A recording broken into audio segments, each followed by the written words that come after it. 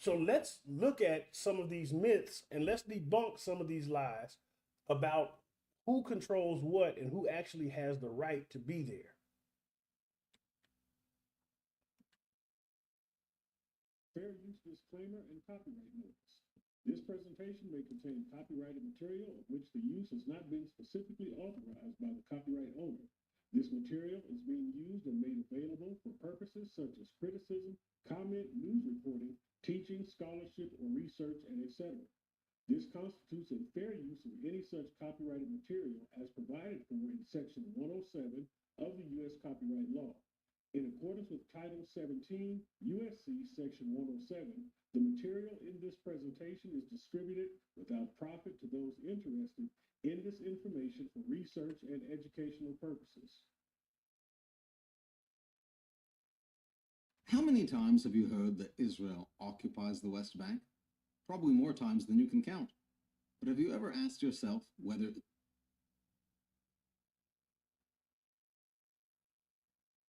it's true, or even what it means? Let's do so now in the most objective way possible. That is, in the way that all territorial questions everywhere else in the world are resolved. To do this, we must look at the law. But first, we need a little history. Up until 100 years ago, the areas now called Israel, the West Bank, Gaza, and all the countries around them were part of the Ottoman Empire, which ruled over a vast area and many peoples. Neither the Jews nor those Arabs we now call Palestinians had a state, though the Jews had a nationalist movement calling for one. Everything changed after World War I. The Ottomans fought on the losing side with Germany. By the end of the war in 1918, their empire had disintegrated, leaving the British and French in control of much of its territory. In earlier times, the victors would likely have kept this land as colonies for themselves, but there was a new spirit of democracy in the air. The Allies, including the British, French, and Americans, agreed that the former Ottoman lands should be allowed to become independent nation-states. After the war, the nations of the world created the League of Nations, a precursor to the United Nations. Meeting in San Remo, Italy in 1920, they set up what was known as the Mandate System. The colonies of the defeated powers, Germany and the Ottoman Empire, were converted into distinct geopolitical entities, which became the countries now known as Iraq, Lebanon, Syria, and Jordan. None of this is controversial. There was one other mandate issued, the Mandate for Palestine. Now, Palestine was merely a geographic label, the name the Romans gave the Jewish kingdom of Judea after they conquered it.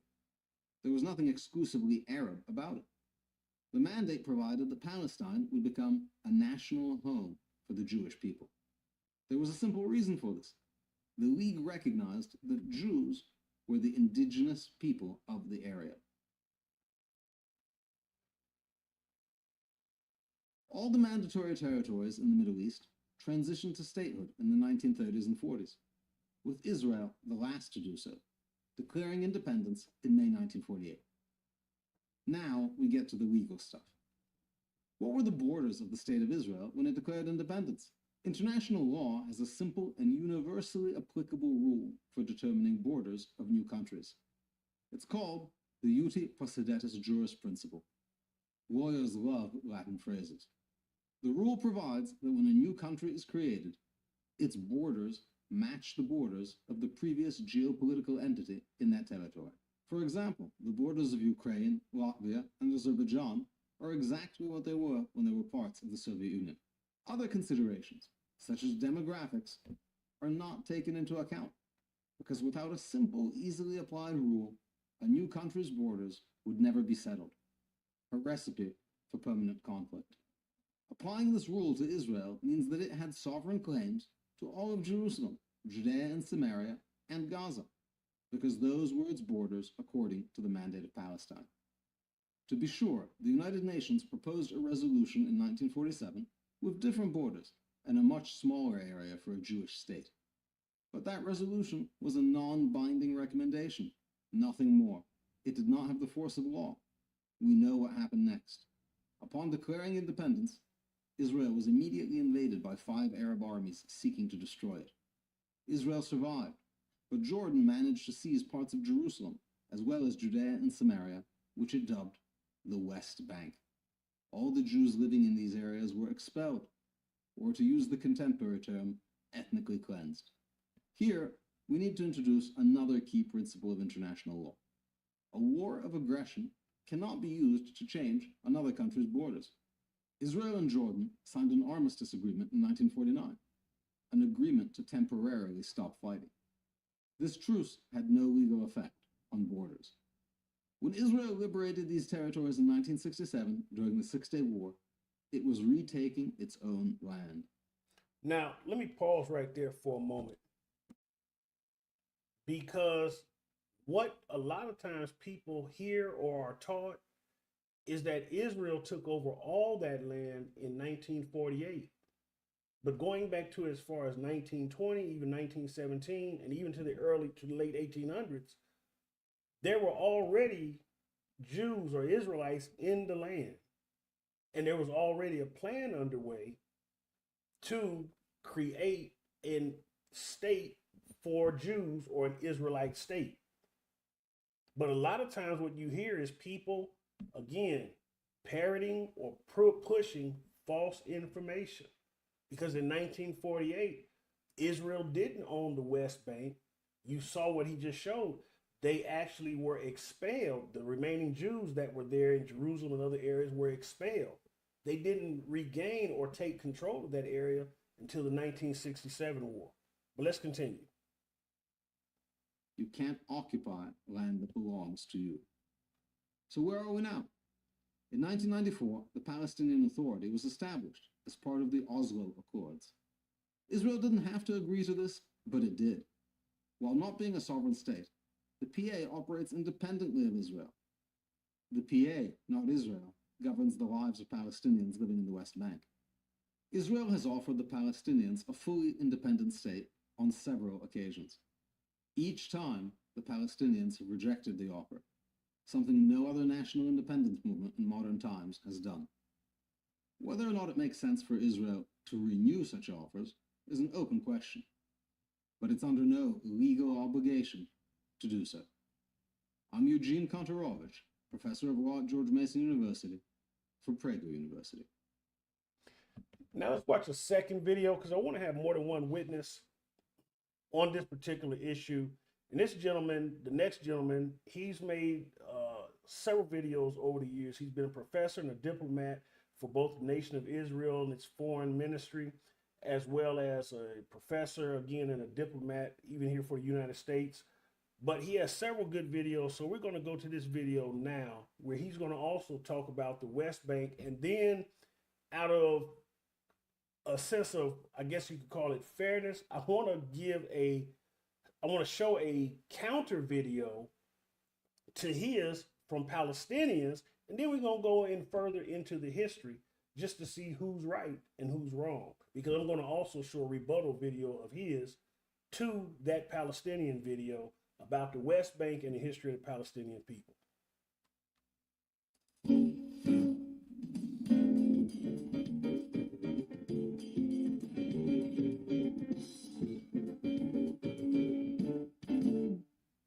And all these videos and everything that I show will have links in the description so that you can go back and you can look up these things. And Sister Glenda, I see your question. No, there were not Palestinians. Palestinians, let me just say this, because you missed part 1. All right. The Revelation chapter 2 and 9 and chapter 3 and 9 has nothing to do with the Palestinians. Okay. There's actually not any scripture in Revelation that has to do with the Palestinians. All right. But let's keep watching. Palestinians are a made up people. They're Arabs who were in the land and that have also been sent into the land by other Arab nations to try to drive Israel out. But we'll talk more about that. Often on the news, we hear the terms occupied territories, 67 borders, and illegal settlements. And the story we usually hear sounds very simple. During the Six-Day War, Israel captured the West Bank from the Palestinians, refused the United Nations' demand to retreat, and illegally built settlements. But is that really the case? Let's try to understand the situation a little bit better. We'll start with a simple but extremely important question. From whom did Israel capture the West Bank? From the Palestinians? No. In 1967, there was no Arab nation or state by the name of Palestine. Actually, was there ever? Israel took over the West Bank from Jordan in an act of self-defense, after Jordan joined a war launched by Egypt and Syria to destroy Israel. Oh, by the way, destroying countries is rather illegal. The United Nations back in 1967 rejected repeated Arab and Soviet attempts to declare Israel as the aggressor. Security Council Resolution 242 did not demand a unilateral Israeli withdrawal. Rather, the United Nations called for negotiating a solution which would leave Israel with secure and recognized boundaries. In effect, defensible borders. But wait a second, what was Jordan doing in the West Bank in the first place? What was its legal justification? Well, Jordan had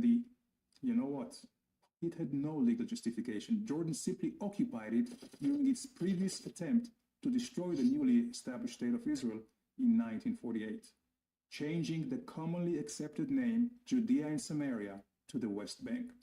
But that did not really convince anybody. And almost no one recognized the legality of Jordan's occupation, not even any of the other Arab states.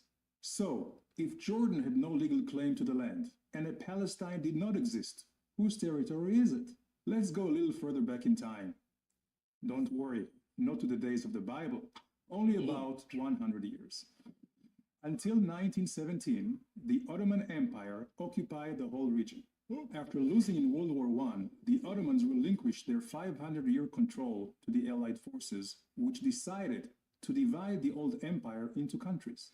Britain's foreign minister, Lord Balfour, recognized the Jewish people's historical right to their homeland, a small area equivalent to about 0.5% of the Middle East was designated for this purpose. Now, Brother Fred, you had asked a question on Facebook about the Balfour Declaration. So this gives you a little bit more information about the question that you had asked earlier. So Lord Balfour had recognized, again, the historical rights of the Jewish people to the land and to the territory. Britain received a mandate from the League of Nations to promote the establishment of a Jewish homeland. But wait a second, do you realize what happened? The Jewish homeland originally included not only the West Bank, but also the East Bank of the Jordan River. I guess you cannot say the Jewish people have not accepted some painful compromises already. Anyway, the League of Nations recognition of a Jewish homeland, which includes the West Bank, was reaffirmed by the United Nations after the Second World War. With the British mandate ending, United Nations General Assembly Resolution 181 recommended the establishment of two states, one Jewish and one Arab. The Jews accepted it and went on to create a state of Israel, while the Arabs refused the compromise and launched a war to destroy the newly established Jewish state. Resolution 181, a non-binding recommendation in the first place, remained with no legal stand. At the end of the war, a ceasefire line was formed, where the Israeli and Arab forces stopped fighting. At the insistence of the Arab leaders, this line was defined as having no political significance. So, although this line is commonly referred to as the 1967 border, it is not from 1967, and it was never an international border. This is why a more exact legal definition for the West Bank, according to international law, is really the same as in so many other areas where there are or were territorial disputes, but which are not defined as occupied. For example, Zubarah, the Tams Islands, the Western Sahara, amongst many others. They're not considered occupied territories, but rather disputed territories. So, let's return for a moment to our illustration and examine the complete chain of events. Israel's presence in the West Bank is the result of a war of self-defense. The West Bank should not be considered occupied because there was no previous legal sovereign in the area, and therefore, the real definition should be disputed territory. The 1947 partition plan has no current legal standing, while Israel's claim to the land was clearly recognized by the international community during the 20th century. That is why the presence and construction of Israeli settlements in the West Bank should not be considered illegal. These are not just my own opinions. They are based on conclusions made by world-renowned jurists like Professor Eugene Rostow, Justice Arthur Goldberg, and Stephen Schwebel, who headed the International Court of Justice. So what's the solution for the dispute over the West Bank? Unfortunately, there is no magic solution. But the only way a solution will ever be reached is if we base our negotiations on legal and historical facts. So please, let's stop using the terms occupied territories and 67 borders. They're simply not politically correct. Now, notice how the world at large uses those terms occupied and things of this sort. Again, you can't occupy territory that belongs to you. So there's not actually an occupation going on, because to say that Israel is occupying the West Bank is to say that it belongs to someone else. And so the Palestinians, which again are a people that was created and made up by the Arab states and the United Nations, they're making a false claim. They have no historical connection to the land. And everyone who calls himself a Palestinian today is either originally an Egyptian, a Syrian, or an Arab from Arabia, or an Iraqi, or someone from another Arab or country in the nation, sometimes from Turkey or elsewhere. Because there historically has never been a Palestinian people. They've never owned a country or a land. This land has always been Israel. And so a lot of the words and terms, and it's interesting here that one of the heads of the International Court of Justice even agreed that that was Israel's ancestral land. Yet, in a more recent ruling, the International Court of Justice, again, which are basically in cahoots with the Arab nations, said that Israel has to turn over that territory in another non-binding judgment that they made against the state of Israel. So there's a lot of prejudice again. And again, the fighting is always over the land. And that's because, again, the Lord's hand and favor is on the land. Not so much the people as much as it is the land. Because something has to happen there. And again, this is where Christ is going to return. This is going to be the capital of the world at some point in time, upon the second return of Christ. And so the whole world's focus is always on that territory. And I'll say this too, and this might surprise you. The Arab nations really don't want the Palestinians there. They're using the Palestinians as a pawn to play this game. But we'll get further into that as we go deeper into this series. But to the video that he made, you're going to have a couple Palestinian young ladies that are going to respond because they took issue with some of the things he said about there never being a Palestinian state. Now, he's right, but I want you to watch their presentation, because what they're going to try to do is out and expose him for making videos and having worked for the Israeli Foreign Defense Ministry or Foreign Ministry, which that's really not a problem, and saying that he's making propaganda pieces. But who do they work for? See, so there's a lot of hypocrisy. But I want to show you this because then I want to rebut their video, and I'm going to allow him to also rebut it afterwards. But let's watch this.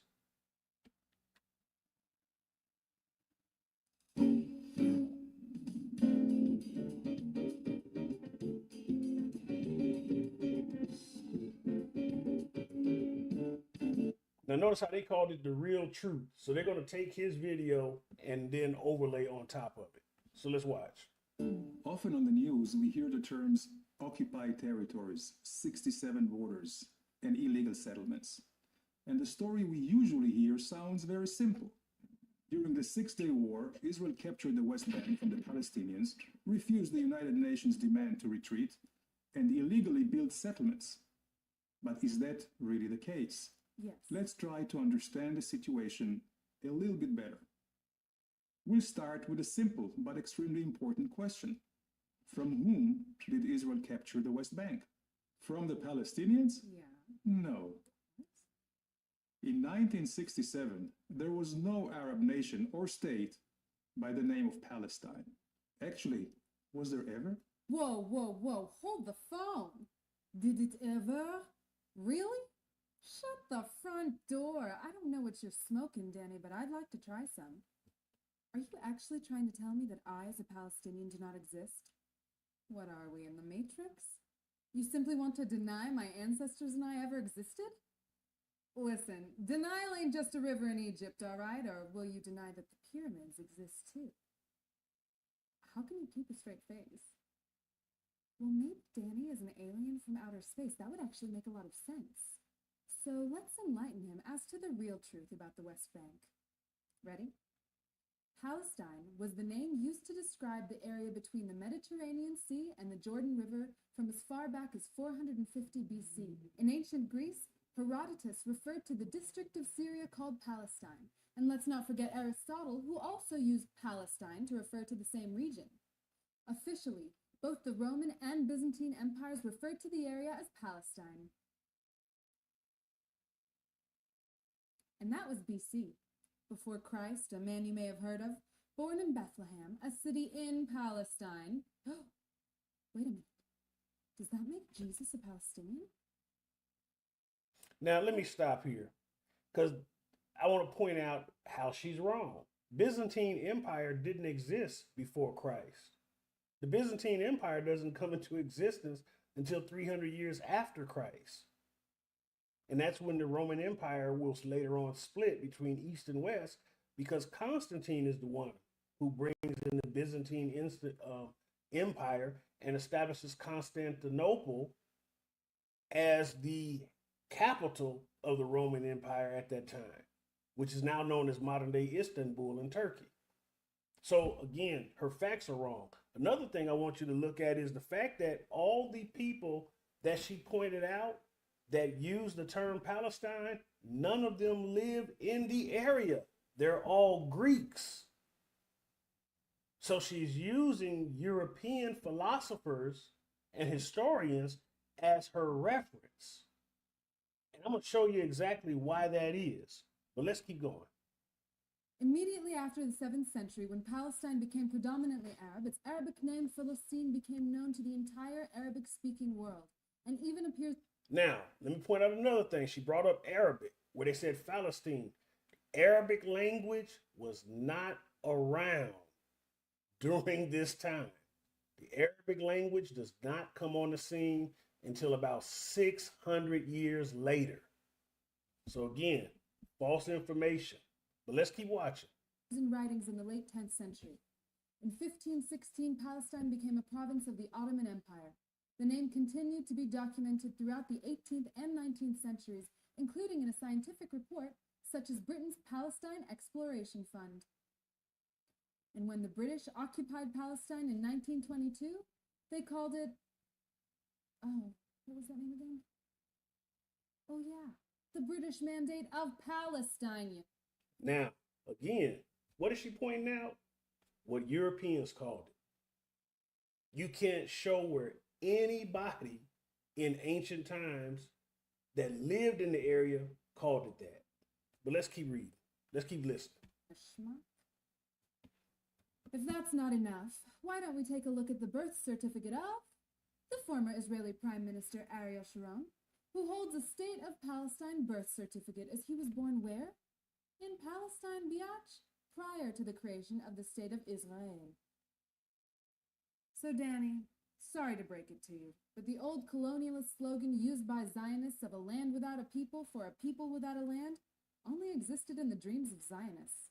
Now, here's what's interesting.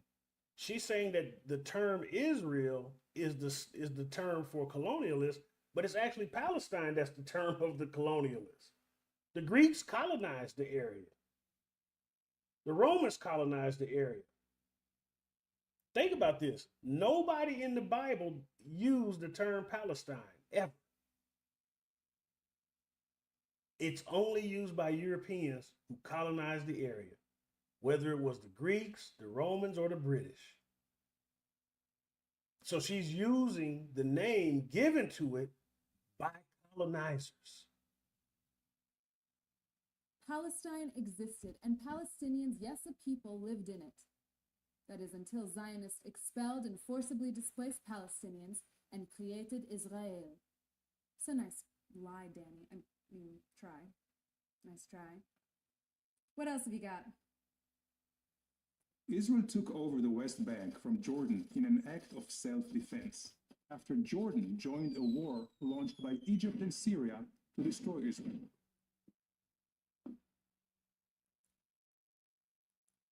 I got this. Danny, trying to rewrite history is not very nice. Didn't your mummy teach you any better? That same war you're talking about was actually started by an Israeli strike on Egypt in 1967, which means it was Israel who attacked. Now, this again is false information. The countries of Egypt and Syria had already amassed their armies in preparation for an invasion.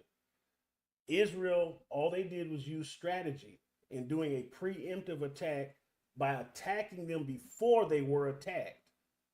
It doesn't mean they started the conflict. It means that they took advantage because they were outnumbered and they were being attacked by multiple nations. In fact, if you go back and research what happened in 1967, the Russians were also involved in attacking because Israeli air pilots shot down Russian fighter jets that were actually attacking them. So you had multiple nations, Syria, Jordan, Egypt, Saudi Arabia, or the Arabians at least, and Russia were all in on the attack. And yet Israel, being as small as it was and having as little military equipment as it did, somehow miraculously survived and defeated all these nations that came up against it. And it's because, again, prophecy is being driven forward and the word of God can't be stopped. So his favor is on the territory to allow these things to happen so that things will be put in place for the return of the Lord.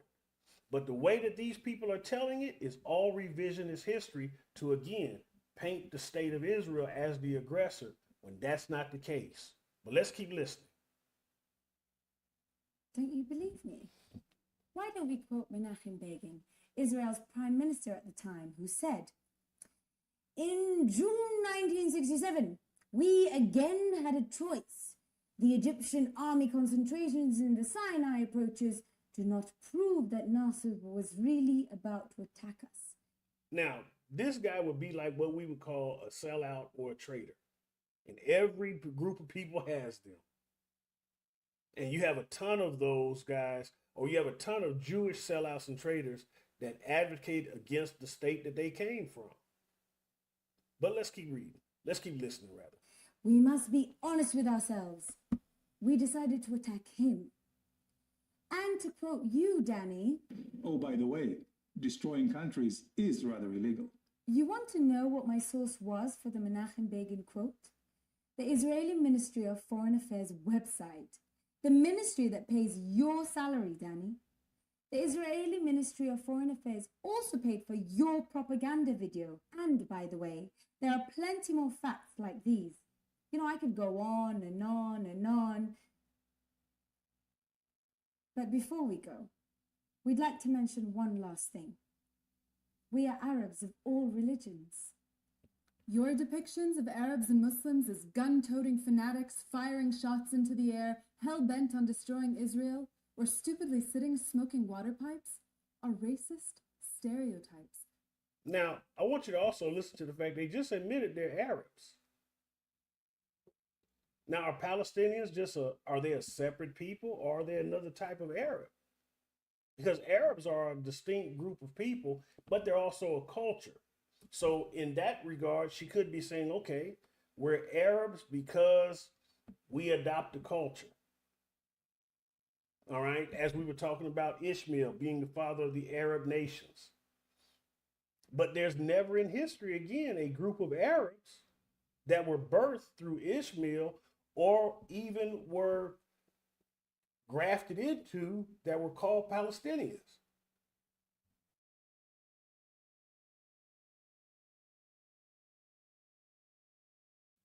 I know this sneeze is coming because every time I start talking, I have to put the thing on mute so I don't sneeze, and then the sneeze stops. So I know it's going to come eventually. It might happen while we live, so y'all got to give me some grace.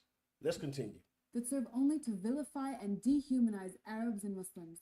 Not too long ago in Europe, Jews were depicted as evil creatures with long noses conspiring to take over the world. Such anti-Semitic caricatures were used to dehumanize and vilify Jews. We all know what happened then. So the stereotypes perpetuated by you and the government of Israel are unacceptable and morally reprehensible. And as you put it, Danny, They're simply not politically correct. Now, here's what's interesting about their video is they perpetrate the stereotype of Israel killing and murdering babies, killing and murdering children. And you see that perpetuated by the Western news media all over the world, and it's so far from the truth. What they don't tell you is how Hamas and Hezbollah and other Palestinian groups use their own people as human shields.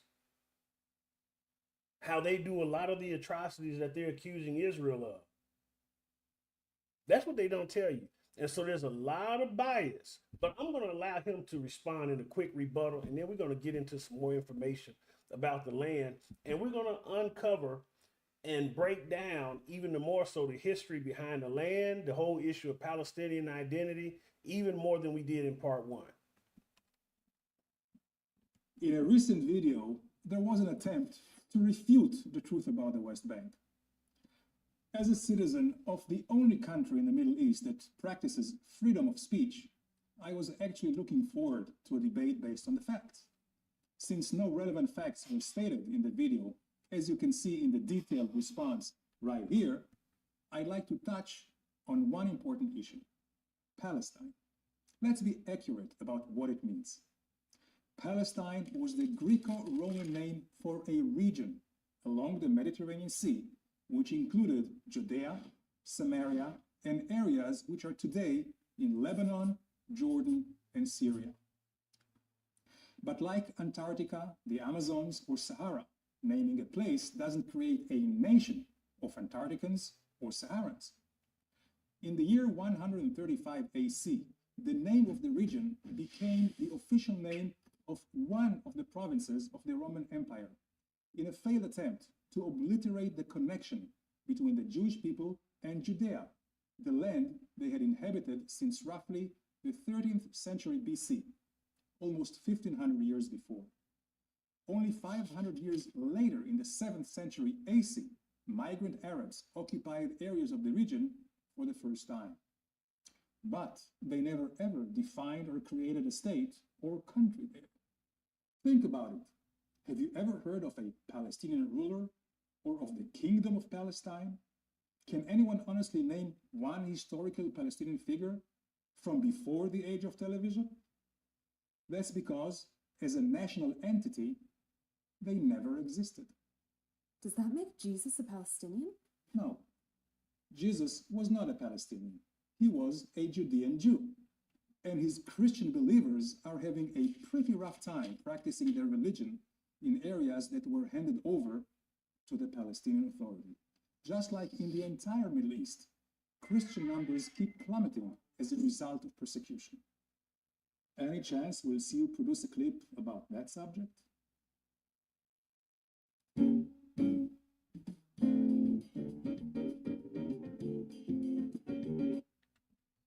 All right. So let's look at some other information here. And let's look at this clip from a Wikipedia article on the history of the term Palestine. So this link will also be in the description afterwards, and it's from the Wikipedia article titled Timeline of the Name Palestine. And so here in these two paragraphs, it says this: a possible predecessor term, Peliset, is found in 5 inscriptions referring to a neighboring people starting from 1150 BCE during the 20th dynasty of Egypt. The word was transliterated from hieroglyphs as PRST. The first known mention of Peliset is at the temple of Ramses in Medinet Habu, which refers to the Peliset among those who fought against Egypt during Ramses III's reign. And the last known is 300 years later on Peliset's statue. The Assyrians called the same region Palashtu or Pilistu, beginning with Adad Nerari III in the Nimrud slab in 800 BCE through to an Esarhaddon treaty more than a century later. Neither the Egyptian nor the Assyrian sources provided clear regional boundaries for the term. While these inscriptions are often identified with the biblical Palestine, or i.e. Philistines, the word means different things in different parts of the Bible.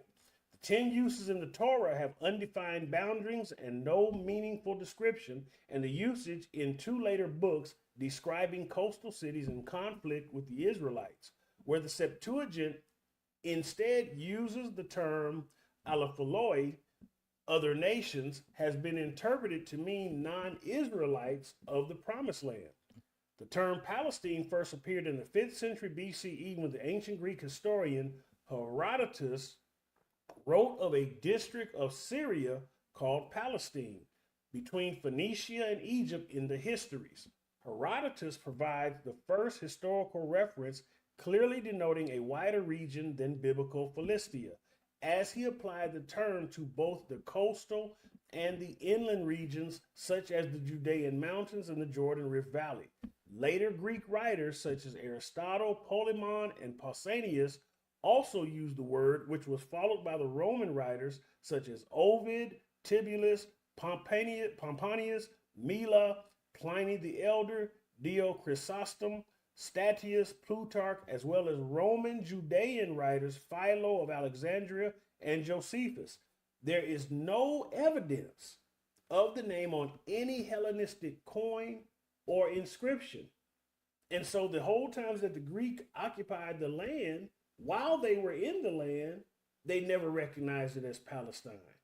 But their writers or the historians and philosophers did, but they weren't there in the land proper. Now, if you were to do a simple AI search like I did, here's what you would come up with. And I did this, it didn't take any time to do this. And it basically gives you the information that we just read. And it points out the fact that the term Palestine was Greek. So it's not used by the people who are actually native or indigenous to the land.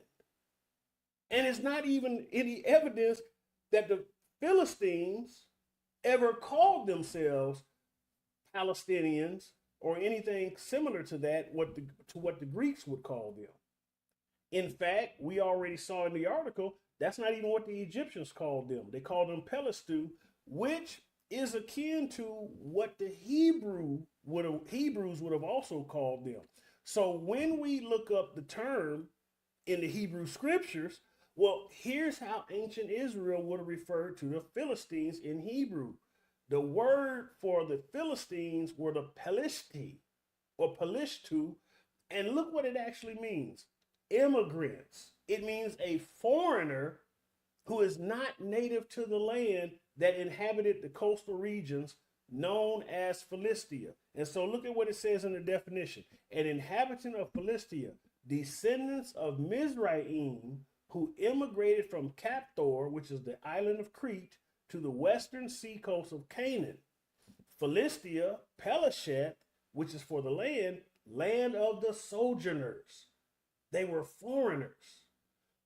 The general territory on the western coast of Canaan, or the entire country of Palestine. So the original Philistines, from where the term Palestine is derived from in Greek and Roman languages, and then also in later in the Arabic, Philistine, which comes a lot later, they're invaders. That's basically what they are. But they have a long history of being in the territory, and they're actually the descendants of they're the descendants of Ham through his son Mizraim, who is also known as Egypt. So, in fact, in the entirety of the Bible, the term Palestine is not used at all. It's only used in the KJV translation of the Bible or similar translations like that. But if you look at other translations, such as the ESV or English Standard Version, which is what we primarily use here, It doesn't use that term at all. We go to Joel chapter 3, verse 4, and look at what it says. What are you to me, O Tyre and Sidon, and all the regions of Philistia? Are you paying me back for something? If you are paying me back, I will return your payment on your own head swiftly and speedily. In the complete Jewish Bible, or in the Hebrew Tanakh, Joel 3 and 4 is actually Joel 4 and 4 because the formatting is different in the translation. And it says, moreover, what have you against me, Tzor, Sidon, and all parts of Peleshet? It uses the actual Hebrew term. And then the only, pardon me, I knew it was coming. All right, pardon me. The only place you're going to find in an English translation the word Palestine is in the KJV, and it's in this verse, Joel 3 and 4, where it says, yea, and what have ye to do with me, O Tyre and Sidon, and all the coasts of Palestine? Because the word was never used by the people of the land. So when we go back to, again, these definitions, we see here that the argument that they were making for a Palestinian people, well, it doesn't apply because, number one, the modern day Palestinian people are not the descendants of the Philistines. Philistines were wiped out of history.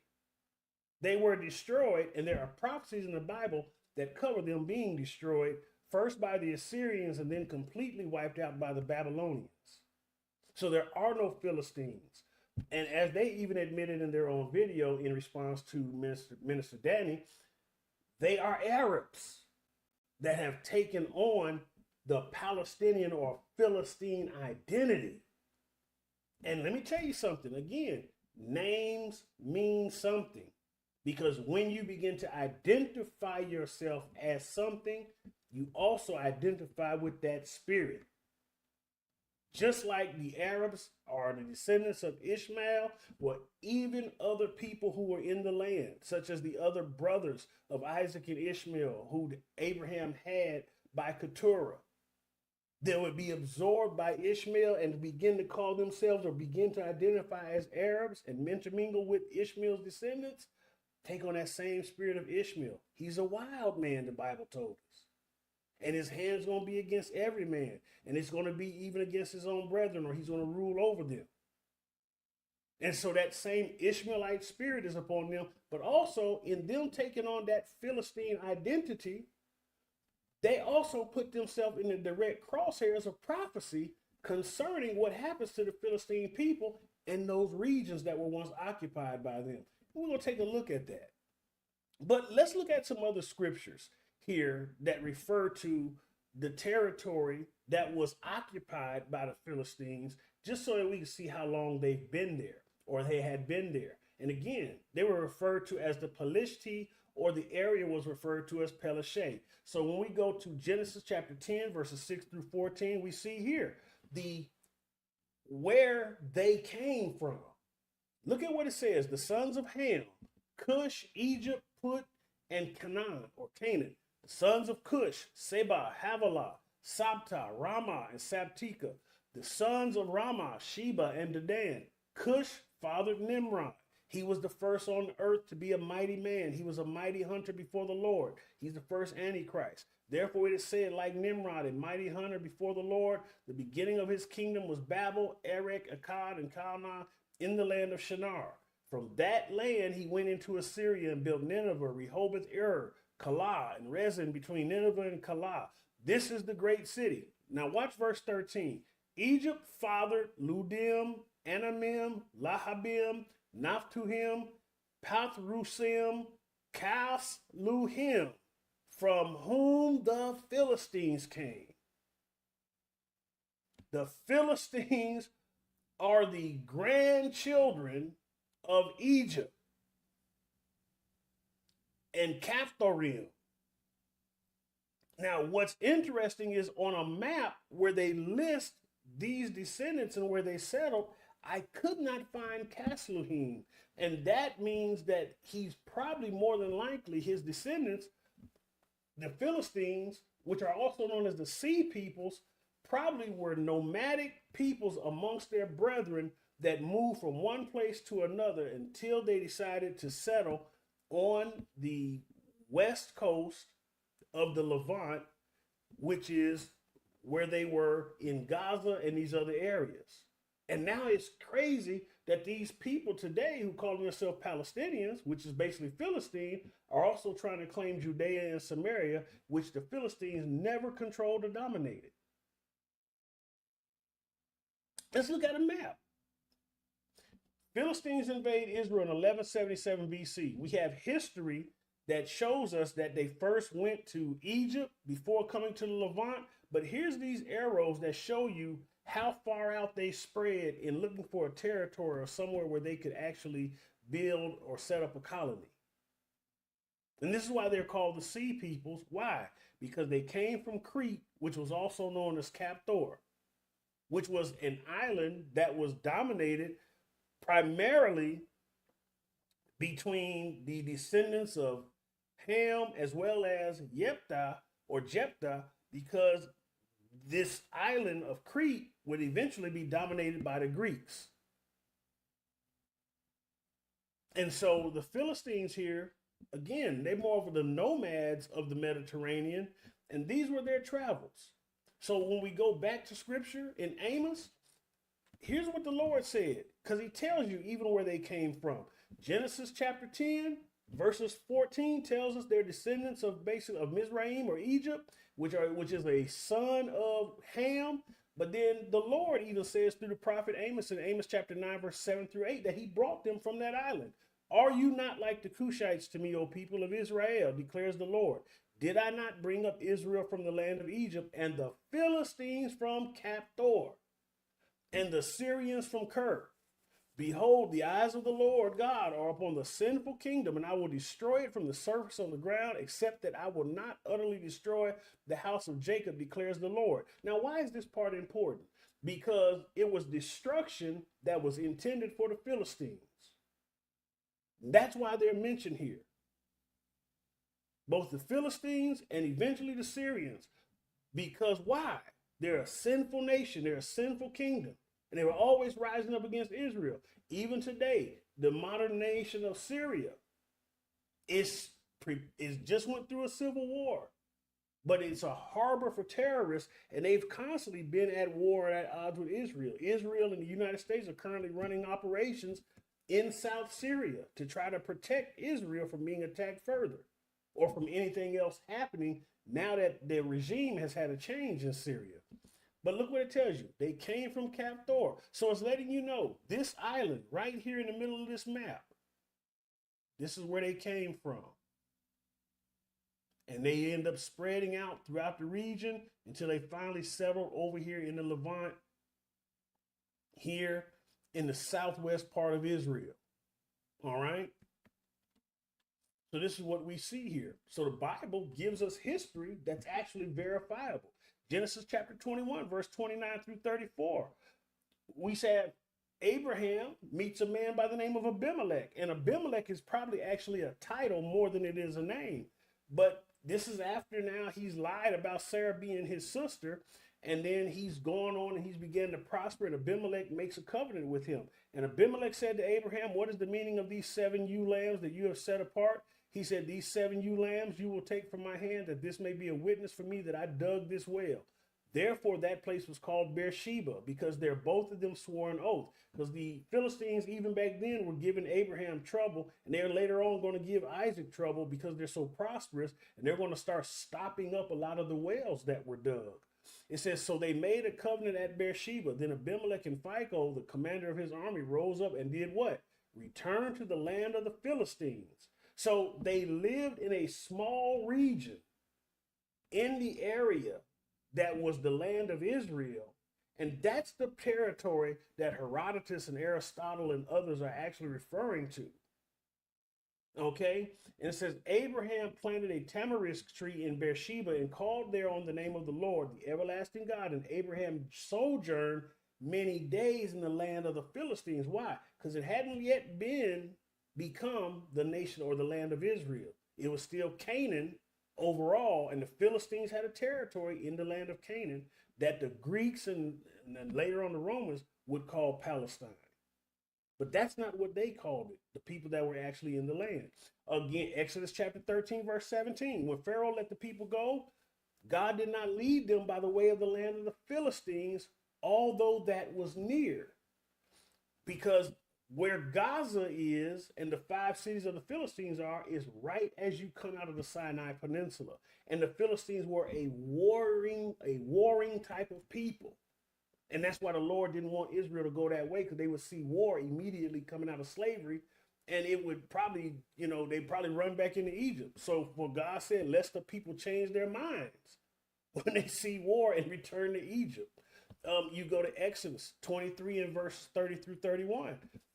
They are one of the people that the Lord is going to drive out. He says, little by little, I will drive them out from before you until you have increased and possessed the land. And I will set your border from the Red Sea to the Sea of the Philistines. So where the Philistines were on the Mediterranean coast was called the Sea of the Philistines because they were there, but it wasn't their possession. And from the wilderness to the Euphrates, for I will give the inhabitants of the land into your hand, and you shall drive them out before you. And then we go to Joshua chapter 13, verses 2 through 3, which gives us further information on the locations that the Philistines occupied, which ironically are some of the same areas that current modern Palestinians occupy. All the fighting going on today is in where? What's called the Gaza Strip, in the city of Gaza, which still exists and which was one of the cities of the Philistines. Look at this. This is the land that yet remains. All the regions of the Philistines and all those of the Geshurites, from the Shihor, which is east of Egypt, northward to the boundary of Ekron. It is counted as Canaanite. And that's because it was called the land of Canaan. There are 5 rulers of the Philistines, those of Gaza, Ashdod, Ashkelon, Gath, and Ekron, and those of the Avim. Isn't that interesting? So we look right here on this map, and you see the 5 cities of the Philistines.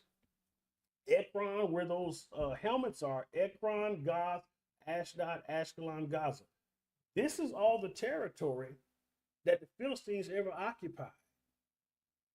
So for Palestinians to be attaching themselves to that name and now trying to claim more of that land is just a complete lie. They have the Gaza Strip, but that's just a small territory around the city of Gaza. It doesn't even include Ashkelon and Ashdod and all the other areas.